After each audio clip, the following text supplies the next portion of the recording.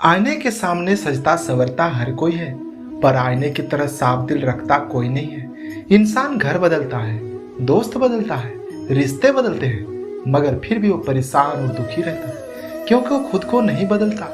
किसी का असली चरित्र तभी सामने आता है जब आप उसके मतलब के ही नहीं रहते। उधार दीजिए, मगर सोच समझकर, क्योंकि अपने ही पैसे भिखारी की तरह मांगने पड़ते हैं। अच्छा आदमी था, ये सुनने के लिए पहले मरना पड़ता है। मरने के लिए थोड़ा सा जहर काफी है, मगर जीने के लिए बहुत सारा जहर पीना पड़ता है। इंसान की अजीब फितरत है, मरे हुए पर रोता है और जिंदे को रुलाता है। ये है कलयुग का कड़वा सच। किसी जमाने में लोग एक दूसरे के पैर से कांटे निकालते थे, मगर अब एक दूसरे की राहों पर कांटे बिछाते हैं, सच को अनसुना करते हैं। अपनी हवस मिटाने के लिए लोग जात पात नहीं देखते, जबकि किसी शादी के नाम पर कुंडली तक मिला देते हैं। श्री कृष्ण कहते हैं, अपने पीड़ा के लिए संसार को दोष मत दो, अपने मन को समझाओ। तुम्हारे मन का परिवर्तन ही तुम्हारे दुखों का अंत है। जिसे अकेले में रोकर चुप होना और अपना दर्द छुपाना आता है, वो इंसान आज दुनिया में सबसे ताकतवर है। कर्म का फल व्यक्ति को उसी तरह ढूंढ लेता है जैसे कोई बछड़ा सैकड़ों गायों के बीच अपनी माँ को ढूंढ लेता है। अगर तुम्हें किसी ने दुखी किया है तो बुरा मत मानना। लोग उसी पेड़ पर पत्थर मारते हैं जिस पेड़ पर ज्यादा मीठे फल होते हैं। यदि लोग समझाने से समझ जाते तो बांसुरी बजाने वाला कभी महाभारत नहीं होने देता। मनुष्य को अपने जीवन के उद्देश्य को समझना चाहिए। एक पशु दूसरे पशु का वध करता है तो यह पाप नहीं, लेकिन मनुष्य अपने स्वार्थ के लिए पशु का वध करता है तो वो पाप है। मनुष्य जन्म लेता है तो उसके पास सांसें तो होती है, पर कोई नाम नहीं होता। जबकि मृत्यु होती है तो उसके पास नाम तो होता है, पर सांसें नहीं होती है। इसलिए सांस और नाम के बीच की यात्रा को जीवन कहते हैं। इसलिए श्री कृष्ण कहते हैं, ना किसी के अभाव में जियो, ना किसी के प्रभाव में जियो। यो जिंदगी है आपकी, अपने स्वभाव में जियो। जितना इंतजार वो आपसे करा रहा है, समय आने पर वो इतना देगा कि संभाल भी नहीं पाओगे। जैसे उबलते पानी में कभी परछाई नहीं दिखती, ठीक उसी प्रकार परेशान मन में समाधान नहीं दिखते।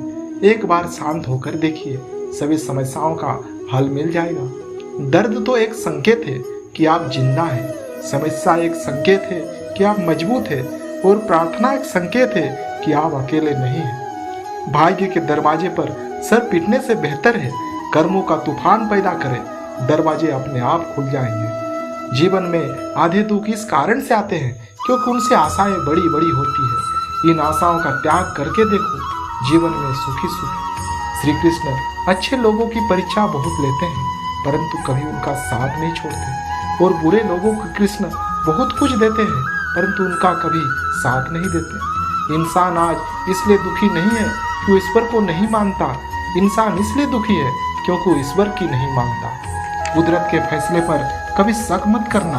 अगर सजा मिल रही है तो कुछ ना कुछ गुनाह जरूर हुआ होगा।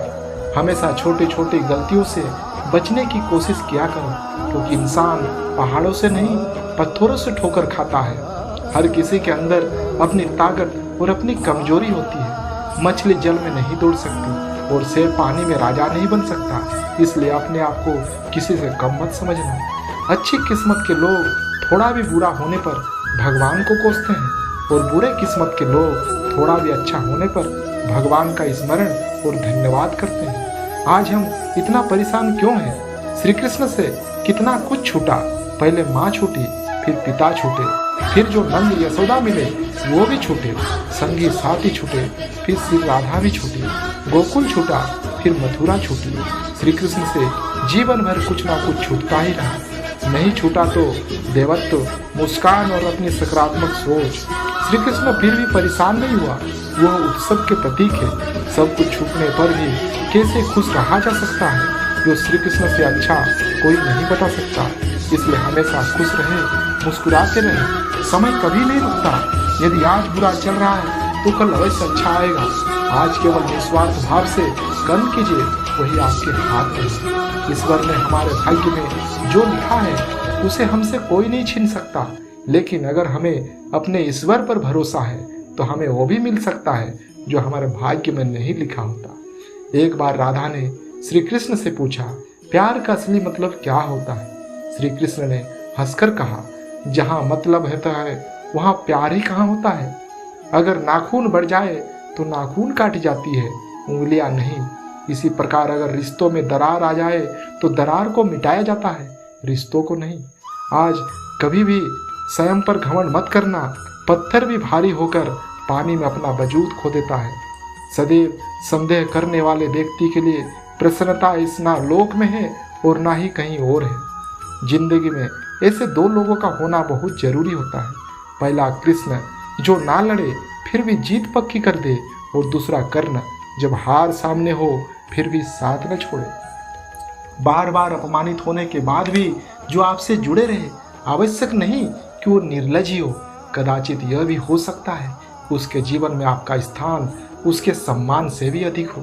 देने के लिए दान, लेने के लिए ज्ञान और त्यागने के लिए अभिमान सबसे सर्वश्रेष्ठ है। भगवत गीता में लिखा है, इंसान के बर्बाद होने के 6 कारण: नींद, गुस्सा, डर, थकान, आलस्य और काम टालने की आदत। सेहत के लिए योग और किसी की जरूरत पर सहयोग, दोनों से ही जीवन बदल जाता है। जिस व्यक्ति को आपकी कदर नहीं, उसके साथ खड़े रहने से अच्छा आप अकेले रहो। दोस्तों, अंत में मैं एक लाइन और कहना चाहता हूँ कि तकलीफ होने पर जो व्यक्ति सबसे पहले स्मरण आए वो जीवन का सबसे मूल्यवान व्यक्ति होगा। आपको उसका साथ कभी नहीं छोड़ना चाहिए। आज के लिए बस इतना ही। दोस्तों, मैं आशा करता हूँ ये वीडियो आपको अच्छी लगी होगी। अच्छी लगी हो तो इस वीडियो को एक लाइक एंड चैनल को सब्सक्राइब जरूर कर दीजिएगा, क्योंकि मुझे आपसे इस तरह लाइक और सब्सक्राइब से प्रोत्साहन मिलता है। मिलते हैं अगले एक शानदार वीडियो में। जय श्री कृष्ण।